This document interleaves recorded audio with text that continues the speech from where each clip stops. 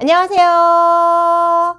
잘하는 공부, 잘 나가는 공부방 잘공입니다. 오늘의 주제는 왜 공부방 선생님이 약자인 생각이 드는 걸까에 대해서 한번 여러분들과 이야기 나눠보려고 합니다. 가끔 이렇게 공부방을 수업을 하다 보면 선생님이 약자 같은 느낌이 들 때가 있고 왠지 학생과 학부형님이 강자 같다라는 느낌 또는 갑을관계라는 느낌이 들 때가 간혹 있습니다. 왜 공부반 선생님은 내가 왜 을 같은 느낌이 들지? 내가 왜 약자 같은 생각이 들지라는 생각을 한 번씩 할 때가 있거든요. 여러분들은 그런 생각 해보신 적 없나요? 가끔 왜 나한테 갑질하는 거야? 이런 생각이 들 때도 있고 가끔 내가 왜 을이 되는 듯한 느낌이 들지? 이런 생각이 들 때가 간혹 한 번씩 있거든요.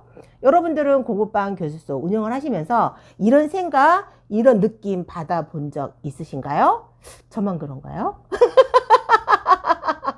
왜 그럴까에 대해서 한번 생각해 보았습니다. 보통 우리가 엄마 입장에서 아이를 키울 때 아이도 자라고 엄마도 그만큼 나이가 들죠. 아이는 자라서 사춘기가 되고 엄마는 나이 들어서 갱년기가 듭니다. 그럼 이 갱년기와 이 사춘기가 만나면 누가 이길까요?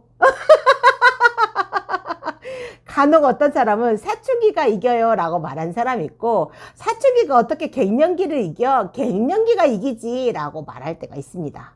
여러분들은 누가 이긴다고 생각을 하세요? 이거에 대해서 한참 이슈가 된 적이 있었거든요. 그래서 저도 한번 생각해 보았습니다. 갱년기와 사춘기가 싸우면 사춘기가 이길까? 갱년기가 이길까? 둘 중 하나는 이기는 사람이 있겠고 둘 중 하나는 지는 사람이 있겠죠?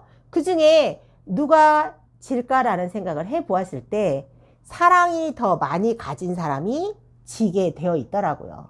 내가 상대보다 더 사랑을 더 많이 해. 그럼 사랑을 더 많이 가진 사람이 지더라고요.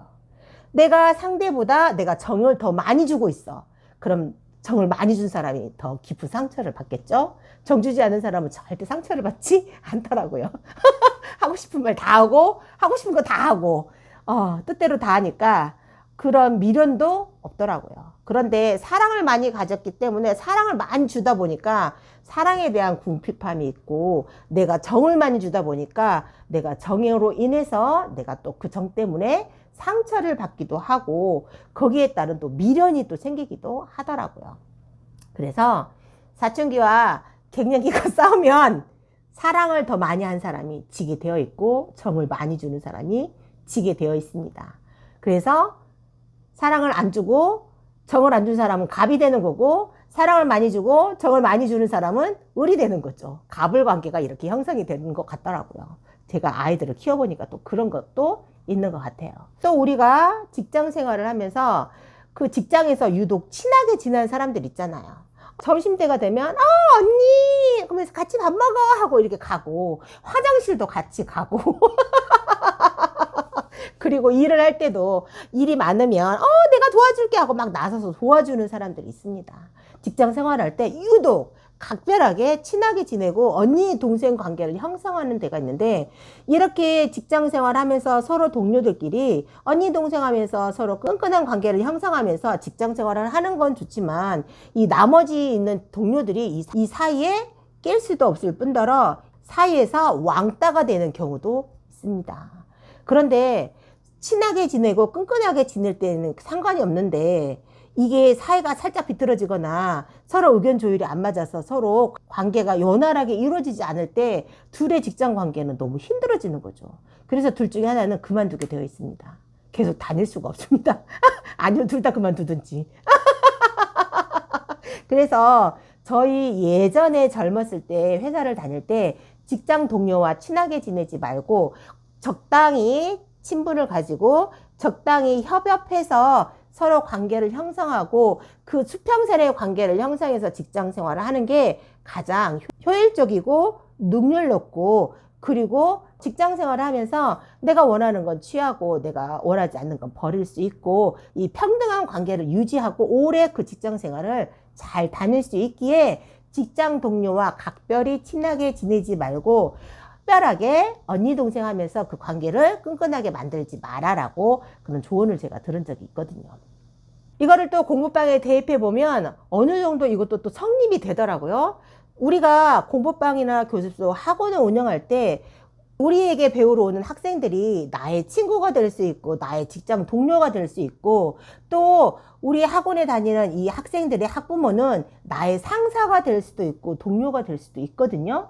그런데 상사가 될 수가 있고 동료가 될 수도 있는 학부모님과 너무 친하게 지내다 보면 관계가 친하게 지낼 땐 상관이 없지만 관계가 살짝 틀어지면 문제가 생기는 거죠. 그렇죠? 소리가 나게 되는 거고 분란이 생기게 되는 거고 빅마우스가 돼서 나쁜 소문을 퍼뜨리고 다닐 수 있는 기회를 제공해주는 역할을 또 본의 아니게 하게 되더라고요.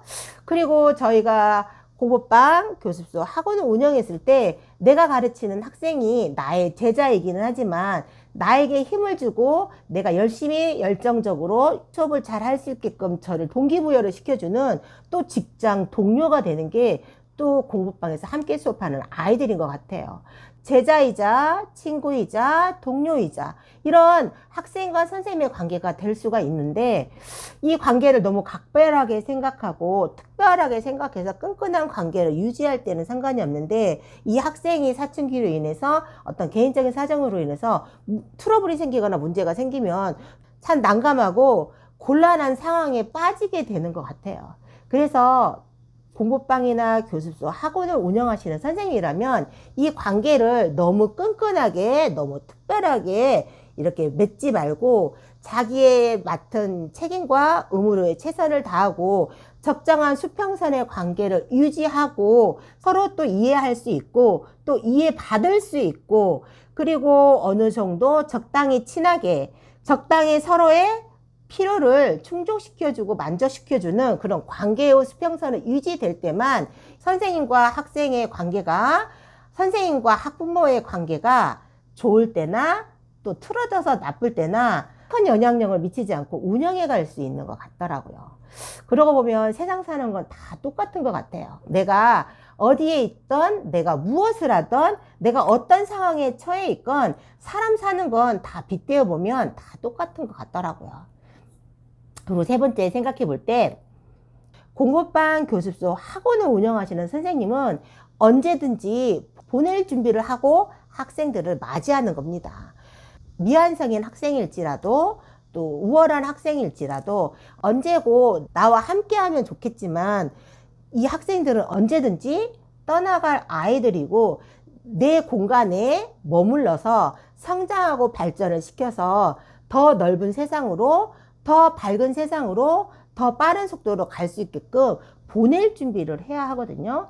그런데 선생님이 신입학생을 받으면 이 학생이 언제까지나 나랑 있을 것 같고 이 학생에게 모든 것을 내가 다 퍼주고 나랑 함께 동행할 것 같아서 이 학생에게 온 정성, 온 열정, 온 노력, 온 시간, 온 마음을 다 바치지만 이 학생이 피로도에 따라서 떠나게 되면 남아있는 선생님들이 상처를 받을 경우가 굉장히 많거든요.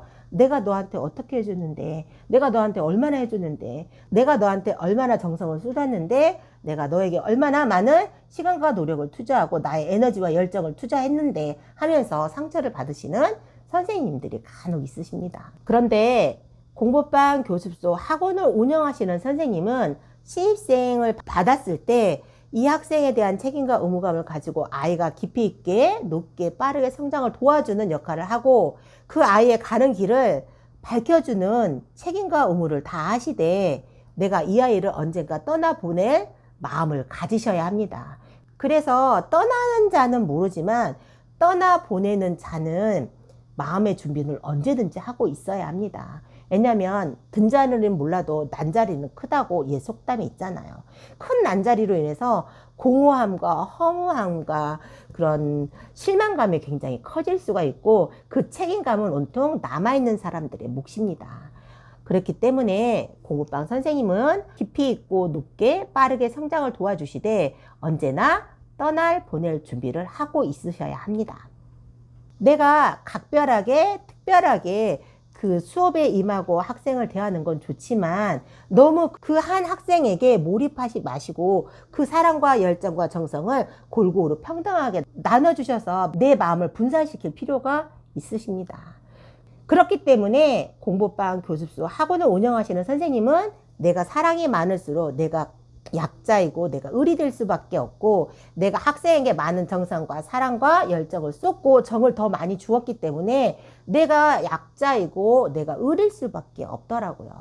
그래서 여러분들께서 공부방, 교습소, 학원을 운영하실 때 언제나 세 가지를 생각하시고, 언제나 나의 사랑과 나의 열정과 나의 시간과 나의 노력을 한 곳에 집중하지 마시고, 열정을 한 곳에 쏟지 마시고, 골고루 공평하게 평등하게 나눠주시고, 골고루 잘 똑같이 다 성장할 수 있게끔 만들어 주시는데, 똑같이 배분을 해주시는 게 굉장히 필요합니다. 그래서 공부방, 교습소, 학원 선생님은 약자일 수밖에 없는 것 같아요. 그래서 공부방, 교습소, 학원 선생님이 을이 되는 수밖에 없는 것 같더라고요. 그래서 내가 을이구나 라는 생각을 했습니다. 아, 그래서 내가 약자가 되는구나 라고 생각을 했습니다. 내가 각별히 특별하다라고 생각을 하지 마시고, 아이들로 인해서 내가 빛이 난다라고 생각을 하시고, 머물렀다가 그 아이를 빛내서 다시 내보내는 역할로 생각을 하신다면, 선생님의 공부방, 교습소, 학원을 운영하실 때 행복한 마음으로, 평온한 마음으로, 그리고 또 내가 아이들에게 공평하게 사랑과 정성을 쏟아서 나눠주면서 멘탈이 깨지는 일이 없을 겁니다. 이제서야 깨닫게 되는 지혜죠. 예전에는 그런 걸 전혀 느끼지도 못했고 깨닫지도 못했고 알지도 못했던 걸 세월이 가고 그리고 나이를 먹어가면서 점점 깨달아져 가는 것 같더라고요. 오늘 또 아이들의 성장을 위해서 또 열심히 끌어주고 아이들을 빛을 낼 수 있게 또 만들어주는 우리가 되도록 노력해 보자고요. 자, 오늘도 아이들과 함께 성장하시고 아이들과 함께 발전하시는 저와 여러분이 되기를 간절히 기원하면서 긍정의 에너지 불러일으키는 화이팅 외치면서 영상 마무리해 보도록 하겠습니다. 함께 구호 외쳐볼까요? 오늘도 화이팅!